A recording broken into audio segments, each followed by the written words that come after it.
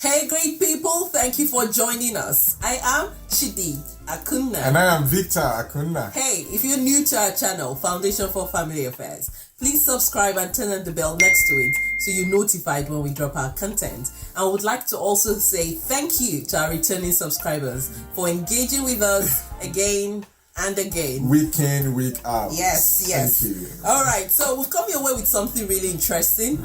Reasons your spouse may be acting cold or withdrawn. Reasons your spouse may be acting cold or withdrawn. As we take people through our intimacy builder program, it's an intense coaching program. All right, we have one for singles, we have for engaged couples, and then for married couples. Sometimes we see some recurring patterns, and from time to time we try to put them out there for the benefit of other people, because we know more marriages, more relationships would benefit from them.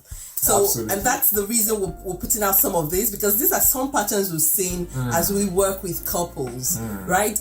We put out, I think, about 7 points on our Instagram handle, Foundation for Family Affairs. You may want to get on there to find out what points we have there. But for the purpose of this video, we've tried to put out, I think, 5 points. 5 points. If we feel very generous, we might put out a bonus one. Yes, you want to say something before we take the points? Well, what I wanted to say was intimacy is not something that just jump at us. I beg your pardon, because it's something that we have to develop. It's something that we have to deliberately and consciously work on. If you see any couple that they have the kind of marriage that you wish you had, there is something that they are doing on a regular basis, and beyond that, there is somebody that they have had to become. Because I've realized that sometimes you can copy what other people are doing in their marriage, but it might not work for you, because your marriage is unique. And what makes it unique is the individuals in the marriage that makes it unique. So my marriage with my wife is different from any other marriage in the world. Why? There is nobody like me. There's nobody like her. So we bring that unique spice to what we share. So for you to be able to replicate one or two things that we do is to be able to, become the better version of yourself. And that's the only way you can have the kind of marriage you want, because you must become something different, or a better version of yourself, to be able to have a better experience. I don't know if you guys understand what I'm trying to share. I get it. Yep. I get it. So that's very important for you to don't just see, okay, I like this, I'm going to be doing this. Okay, for a good example is, I can see this guy buying flowers for his wife, but does your wife like flowers? It might not be her thing. So, but the principle behind this is this: don't think about yourself only, think about the other person. That's the principle behind it. And so if you are the kind of person who is used to making demands, getting your way, you have to change that part of you. You have to become that person that say, you know what, this marriage is about us. What can I do to put a smile on her face? Then you now begin to consciously look out for what she likes, and now begin to do that. You see what I mean? Instead of just copying flowers, and then you notice that your wife doesn't, you leave the flowers on the table and they dry up, and you're wondering, and then you get upset that, oh, come on, this person's wife is blushing when she gets flowers, but you don't even value my effort. But the key thing there is this: the principle behind it is what you need to understand, and then become that person that can do that, and then find what works for your wife. Then you hit intimacy. Hey, I love that. Okay, so study your spouse, but then the change starts with you.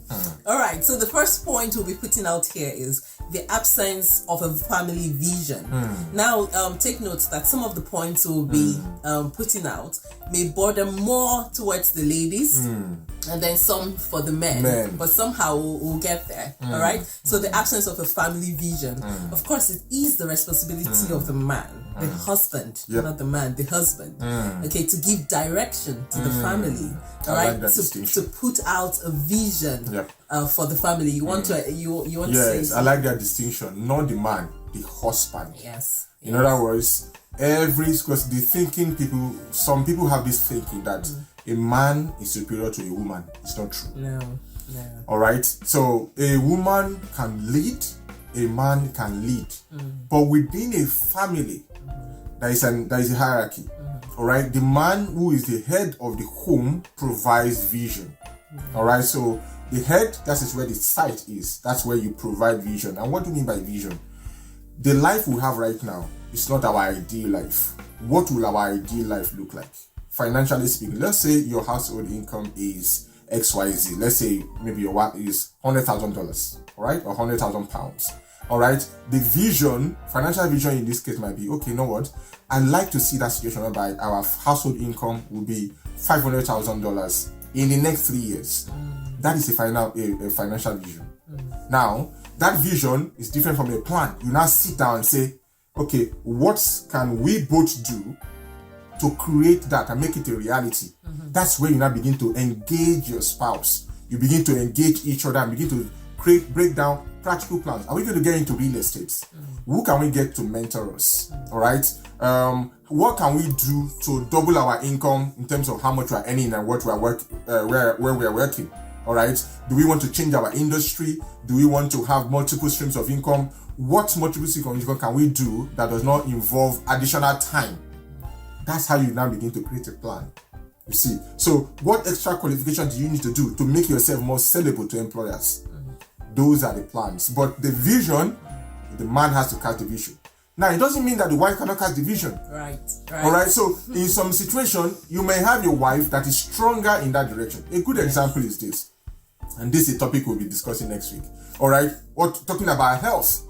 When it comes to health, my wife has a stronger vision in terms of this is how we eat. This is when we stop. She creates that regimen for us. All right. So, I just follow her lead. But the key thing there is this: whoever is stronger, ideally is usually the head of the house, all right, that will create overarching vision, all right, and now begin to set direction, all right. So the kind of marriage I like us to create is the kind of marriage whereby everybody feels heard. Everybody feels it's an inclusive marriage where, because you don't say, because I'm the man, I have the best ideas. No, it's not true. All right. You have something that your wife will make. So when you create something, it's the two of you personality that is showing forth. All right. People can really differentiate. Yeah.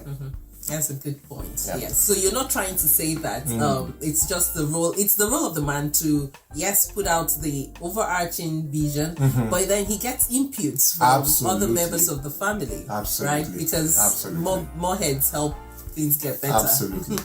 Okay. So the second point we have for you is laziness or nonchalance towards achieving the family's needs. Laziness or nonchalance. I mean, this one bites. It hurts really deep. Okay, and it could be on both parts, really. Yep. Okay, if talking from the perspective of a woman, I mean, it would really put a woman off if a man is not rising up to the game. Can you imagine that? And then it's very sad when the man is not doing what he should be doing. You say you're the head of the family, then you should be leading. You should show leadership, right? If that's lacking, then you shouldn't be complaining when she decides to step up to do certain things, because she wouldn't want to see the family crash. Okay, and then you start hearing some things going off like, oh, you don't respect me, you don't regard me. No, that shouldn't be the case, right? You shouldn't be lazy or nonchalant. Nonchalance is just you can't be bothered. You can't be bothered. It doesn't bother you. Oh, that, the baby is crying. Oh, sorry. Oh, this person is. Oh, sorry. Oh, people are encroaching into your investment together. Oh, you can't. Oh, sorry. All right. No, 1,000 times no. All right. See, one thing that I know that strong women like is strong leadership. Say that. All right. Strong women like strong leadership. Yes. Even you as a guy, it's not everybody you can submit to. You want to see someone that has strong leadership. Otherwise, you won't submit to it. That's why people say, oh, men don't attend programs, because they want to know who is speaking. What is his profile? What has he done? They want strong leadership. People line up behind strong leadership. Right. So to create a family is like an organization. It has its financial posts. It has real estate, what do you call it now? Human resources. All right. The people, your children, yourself, your spouse. It's like a nation, a small unit of a nation. So to have someone who is the head, who is not providing strong leadership, it's not ideal. It's not the way things should be. All right. Things begin to fall apart, and that's not really good. Sometimes you have a woman who, at the back of her head, she's been groomed all the way just to be a trophy wife. Her goal is, I just want to marry someone that is wealthy, that will just look after me. That's not bad. But when looking after you means you suspending your mind, suspending your contribution, or only appropriating your contribution only to yourself, I think that's really selfish. And Jimmy Evans would say marriage is brutal on selfish people.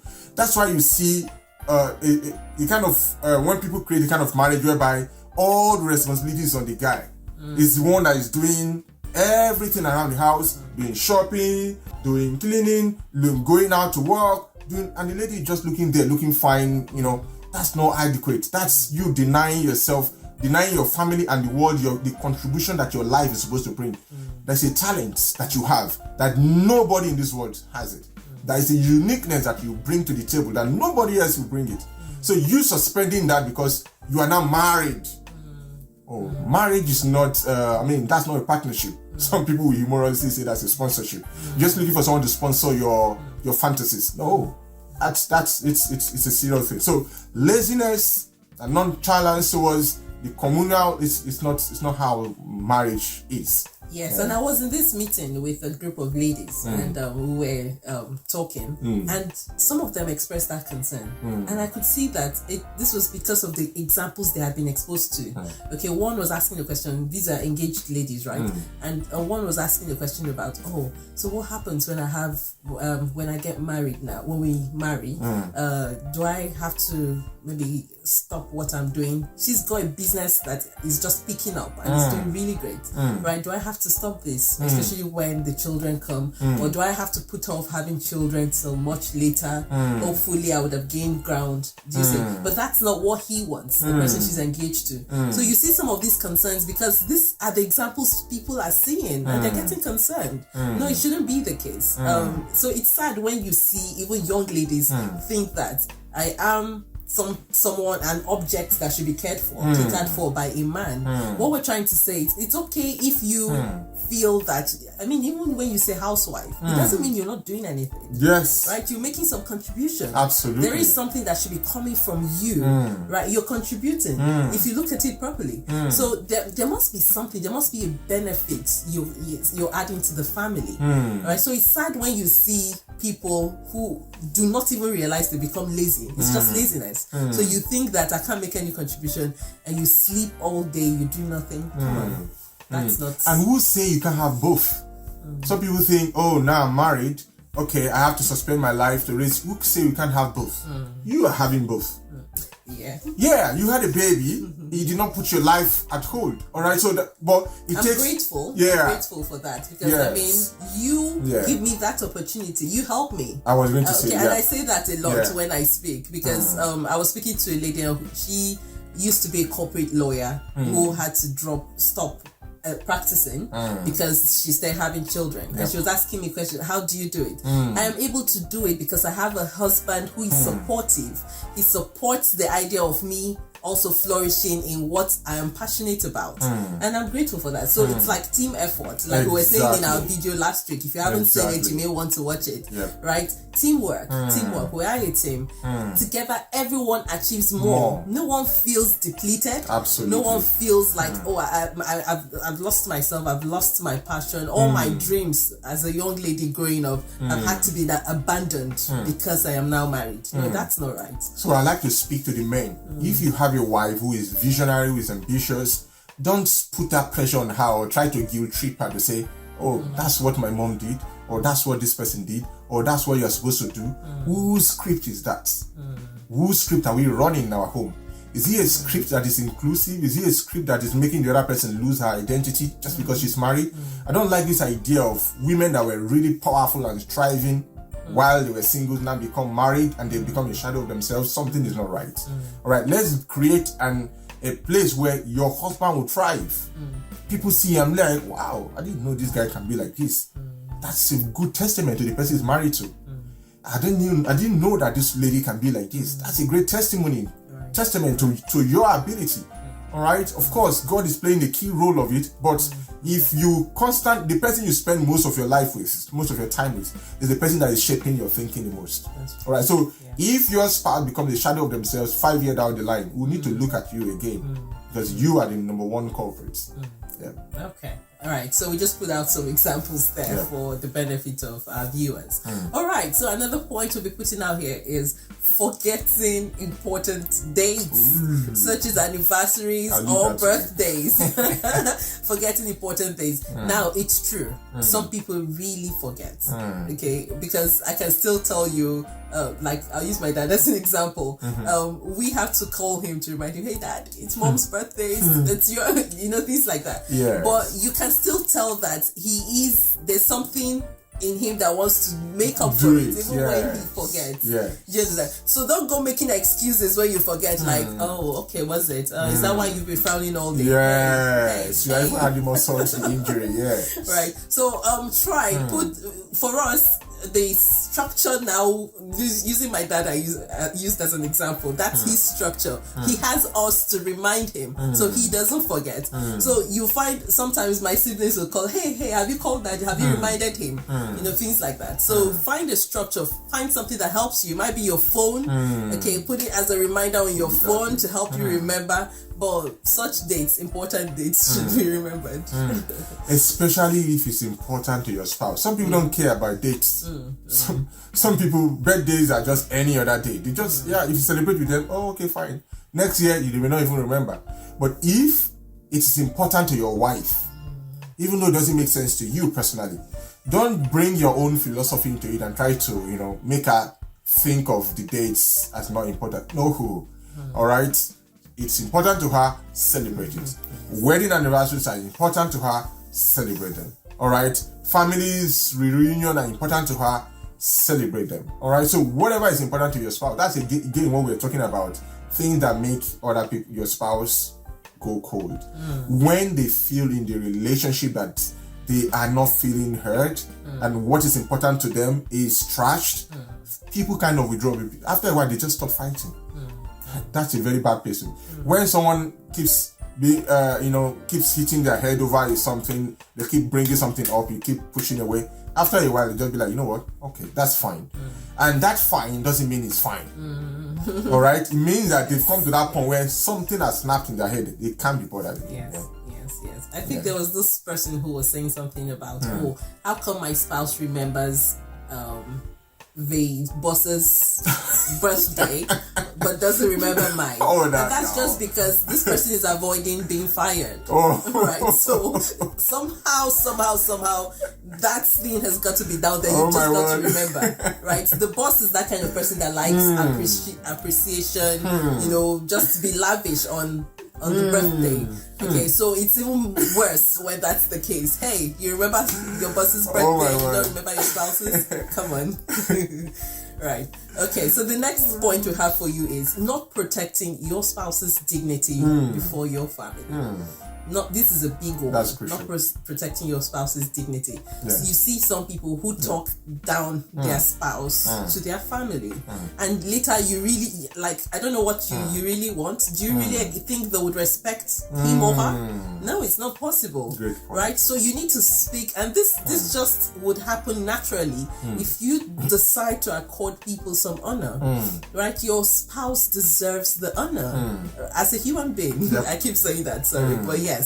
Right, so you put your spouse out there in a dignifying way. Sometimes people do this because of the pain they are feeling at the moment. Yes, especially when they've had like a quarrel or an issue. And so if you are the type that is close to your sister, you just call and just start talking. You're close to your mom, you just start talking. There's something they call unintended consequence. All right, it's just natural for your family, the family you came out from, all right, because you have a new family now, all right, to just take your side. It's rare for the family that you came out from not to take your side. It's very rare. We have exceptional cases where people will say, on this occasion you are wrong, go and apologize to that man. On this occasion you are wrong, go and apologize to your wife. Very rare occasion. The natural disposition of parents is to take the side of their sons and their daughters. That's the natural disposition. Without you realizing that they begin to build resentment towards your spouse. Now, the issue now becomes resolved. Everybody has moved on, but your family has not moved on. That incident is still there because you guys have resolved it. They've not had the opportunity to resolve it. And so they are filing it somewhere. That is they've created like a post where they post all these issues. All right, they have a wall, an imaginary wall where they post every bad thing. It will get to that point where nobody respects your spouse in your family, the family you came out, if you understand what I mean. All right, so it's very important for you to protect the dignity of your spouse. All right, protect the honor of your husband, protect the honor of your wife. Very important, because if you don't do that, some people get to find out how bad things are when their spouses are gone. You will notice that your spouse has been left, what do you call it now, vulnerable to people who don't even respect their voice. Let's not get to that point. All right. Another thing is this: any respect that anybody accords to your spouse, they are according to you.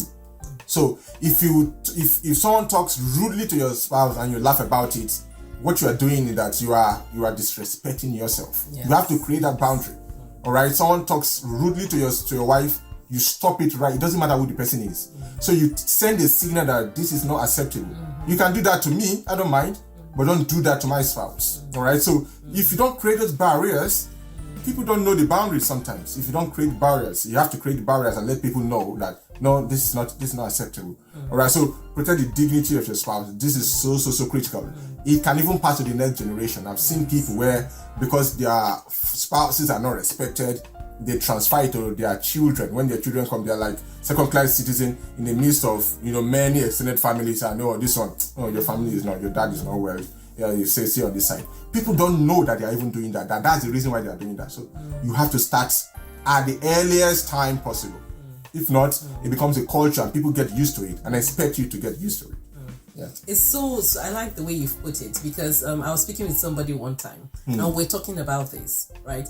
It's very easy to start the habit, very easy, and it becomes difficult to stop it. That's why you mustn't even start it at all, right? When you get to the point where it's easy for you to badmouth your spouse, right? Or just speak anyhow about your spouse, even in public, and you think it's okay. It's very easy to start that habit, but very difficult to stop it once you've made it a habit. And that's why you mustn't even, that point, when you get to that point where you become so flippant in your words, you need to stop. Okay, so the next point we have for you is turning down your spouse's request for sex in a condescending way. Exactly. Turning down your spouse's request for sex in a condescending way.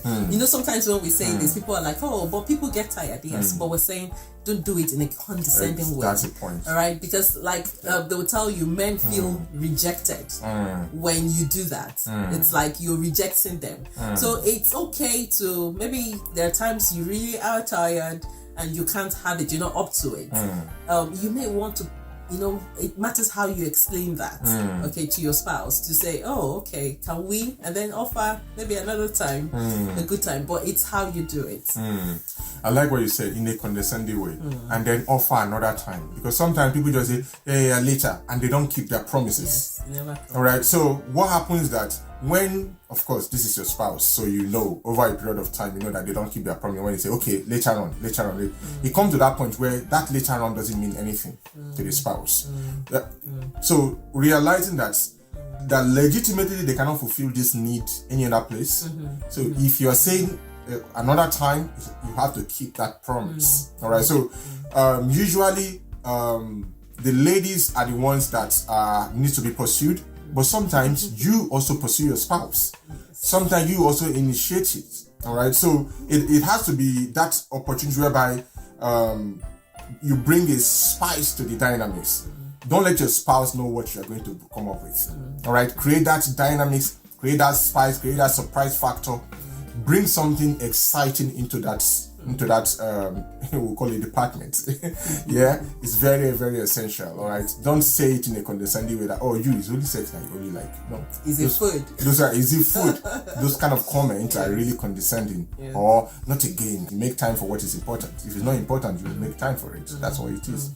All right, so very, very critical. I think there was a time we questioned a few guys, and all of them did say that there's never been a time their wives asked for it, that they weren't up to it, right? Yeah. Going back to what you were saying about initiating it. Initiating. Sometimes, so don't go initiating it when you know you won't do it. Yeah. Okay, don't give the teasers and then you're not actually ready for it, because they'll take it. They'll take the offer. Very critical. Very okay, important, so let's give you a bonus point, right? we'll put 2 points in one: comparing your spouse to somebody else, or criticizing your spouse in public. Comparing your spouse to somebody else. It could be anyone. It could be your mom. It could be your sister. It could be your colleague. You know, and sometimes, what are some of the things people compare? You're cooking. You don't cook as good as mom. Or your food doesn't taste as good as mom's. You know, or can't you just look at how so and so person dresses and, you know, improve on how their haircut, can you make your haircut like this? You know, at the back of their mind they are looking at somebody else's husband and are thinking, oh, maybe your haircut should be like that. No. Or can't you wear colors like this? Or why are you always using this color? Or can't you use pocket sheaf? No, it's okay if you are trying to, help your spouse look better. But comparing them, most people will, because of that comparison, not do what their spouses are suggesting, because they know certainly they know the reason behind it. It's not because of they think that they're not looking well. It's just because they want a carbon copy of somebody else's spouse, which is never going to happen. Okay, so at this point, we would put it out there. If you think you would want to join our Intimacy Builder coaching program, now is the time, because we have a new slot starting soon. Yes. Okay, so I'll let you talk about it. Yes, right now we have people who have already registered. So we have, I think, this coming week is the time that we're shutting down for this batch, because the goal is, what we found out is that when we have small number of people, that's when it's most effective. So right now we have a number of people who have already registered. I can't remember now. I have to check the form again. Yeah. All right. But if you want to join this batch, please register. Once you reach the number, then you have to join the next set. So that, because we want it to be more, we want a one-to-one impartation and one-to-one interaction. And that's when people get the most results. All right. But if you want the group one, that's different. All right. Where, all right, we'll give you guys a task and then you follow through. But you want us, this one we are planning is for the one-to-one engagement. All right. So if they're interested in the group one, they can also indicate. They can also indicate. We'll tell you when we'll be taking that. Fantastic. So to register for that, there's a link at the bottom of this video. All right. You're going to see what do you call it now? Intimacy Builder program. Just click on the link. It will take you to where you're going to fill a Google form, and then we'll pick it up from there. All right. So if you haven't subscribed to our YouTube channel, Foundation for Family Affairs, please subscribe and turn on the bell next to it so you're notified when we drop our content. Until we come your way again, he's told you what we'll be doing next week, so look out for it. Look out for it. Week in, week out. Yes. Next week. Oh, all right. We'll see you again next week then. Okay. All right. Bye. Bye.